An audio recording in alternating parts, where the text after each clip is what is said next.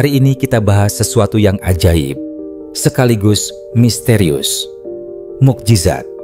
Dari dulu, manusia sudah dikelilingi oleh cerita-cerita yang tidak masuk akal. Tentang lautan yang terbelah, tentang seorang bayi yang bicara, tentang api yang tidak membakar tubuh. Bahkan, tentang seorang nabi yang ditelan ikan raksasa, hidup dalam perutnya selama 3 hari, lalu keluar selamat. Kisah Nabi Yunus. Legenda yang begitu kuat sampai hari ini diceritakan dari mimbar ke mimbar, dari mulut ke mulut.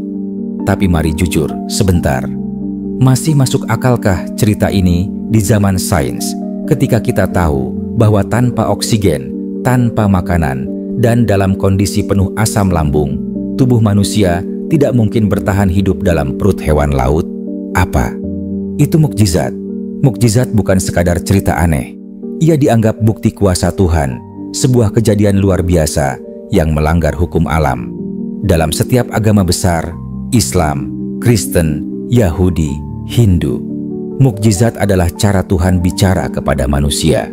Contohnya, Musa membelah laut, Isa menyembuhkan orang buta dan membangkitkan yang mati, dan Yunus yang ditemukan kembali hidup dari dalam makhluk laut.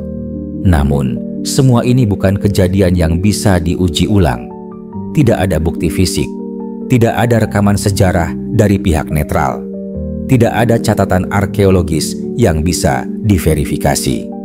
Pernahkah kita bertanya, kenapa kisah tentang Zeus, Hercules, atau Thor dianggap sebagai mitos, dongeng masa lalu, bahkan fiksi? Tapi, kisah tentang laut yang terbelah, api yang tidak membakar, atau manusia yang hidup dalam perut ikan, kita anggap sebagai kebenaran yang sakral? Padahal, secara bentuk, keduanya mirip, sama-sama cerita turun-temurun, sama-sama tidak terekam kamera, dan sama-sama melibatkan kekuatan supranatural. Jadi, apa bedanya? Jawabannya ada di kepercayaan kolektif dan otoritas sosial. Mitos Yunani sudah kehilangan komunitas yang mempercayainya. Tidak ada lagi yang menyembah Zeus secara serius. Maka, cerita-cerita itu diarsipkan sebagai mitologi, bagian dari sejarah budaya, bukan kebenaran spiritual. Tapi, mukjizat dalam kitab suci masih hidup dalam kepercayaan miliaran orang. Dipelajari di sekolah, diperdengarkan di tempat ibadah, dijadikan sumber nilai dan identitas. Jadi perbedaan utamanya bukan pada isi cerita, tapi pada siapa yang masih percaya. Lalu, kenapa masih banyak yang percaya mukjizat? Jawabannya bukan karena kita bodoh, tapi karena kita manusia. Manusia suka cerita dramatis. Mukjizat adalah narasi pahlawan, simbol kemenangan kebaikan atas keputusasaan. Kita tumbuh dengan kisah ini. Dalam dunia yang penuh ketidakadilan, mukjizat memberi rasa bahwa ada keajaiban di balik penderitaan.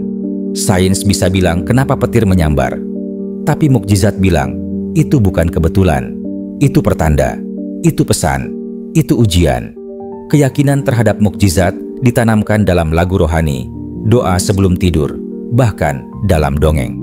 Apa yang ditanam di usia 5 tahun sering tak tergantikan walau usia sudah 50, dan komunitas jadi benteng kepercayaan. Sulit mempertanyakan mukjizat kalau seluruh komunitasmu percaya. Karena mempertanyakan bukan sekadar bertanya, tapi seperti mengkhianati keluarga spiritualmu sendiri. Sejak zaman dulu, manusia memberi makna spiritual pada hal yang tak dimengerti. Petir adalah amarah dewa. Gerhana adalah kutukan. Penyakit adalah hukuman langit. Inilah warisan dari ribuan tahun psikologi arkais. Otak kita lebih nyaman dengan cerita ajaib daripada penjelasan teknis. Dan sampai sekarang, kita masih membawanya.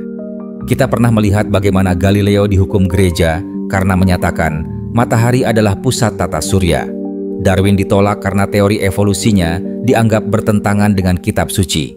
Ketegangan antara iman dan akal bukan hal baru, tapi selalu muncul ulang setiap kali logika mencoba menembus wilayah sakral. Sains bekerja berdasarkan observasi, pengujian, dan pembuktian ulang. Kalau kamu bilang bisa hidup dalam perut paus, ilmuwan akan tanya, apa buktinya?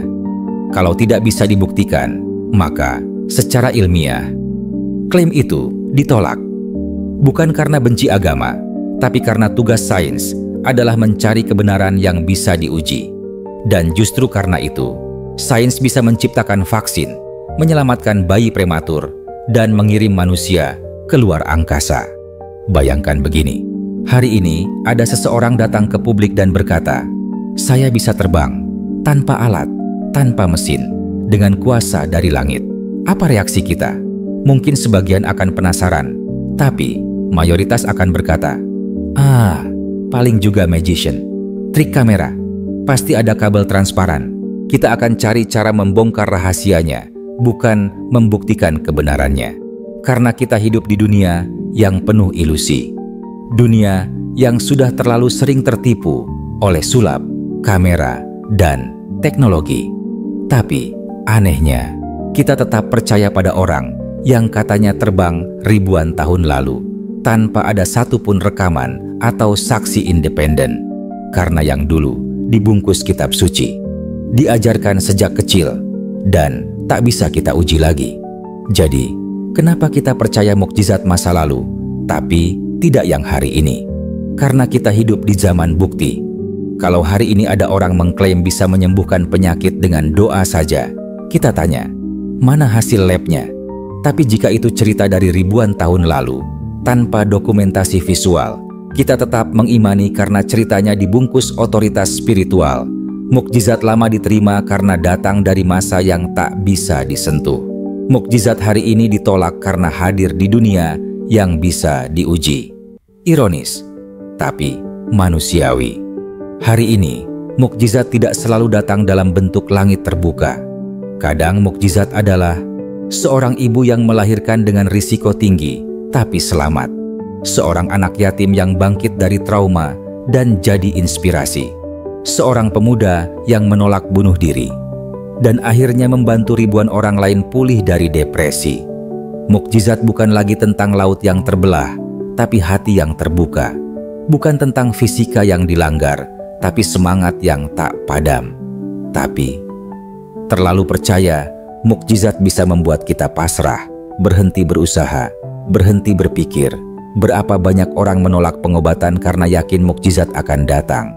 Berapa banyak yang tidak bekerja, tidak belajar, tidak berubah, karena berharap keajaiban turun dari langit. Mukjizat seharusnya jadi kekuatan untuk bertindak, bukan alasan untuk diam. Mungkin mukjizat terbesar bukan tentang membelah laut, bukan tentang api yang tak membakar, bukan tentang hidup dalam perut ikan, tapi saat manusia yang penuh luka, penuh keraguan, penuh dosa, berani berubah, berani bangkit, berani berpikir, berani jujur pada dirinya sendiri. Dan disitulah kita akhirnya menyadari, mukjizat tidak harus menentang hukum alam. Kadang, ia justru lahir dari keberanian menembus batas manusia.